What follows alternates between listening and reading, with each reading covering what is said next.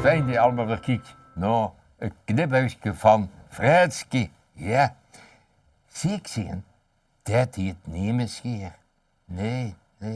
En dan volgt me af, wat doen die als een dokter of een specialist, als ze zelf eens ziek is, wat doen die dan? Hè? Ja, een overspannen psychiater.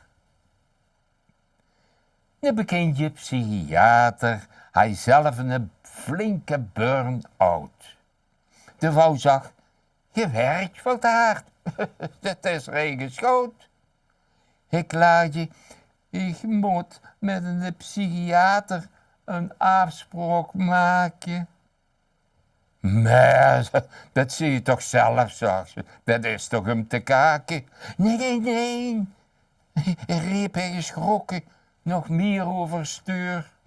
Dat doe ik heel zeker bij mijn eigen niet, want ik ben wel te deur.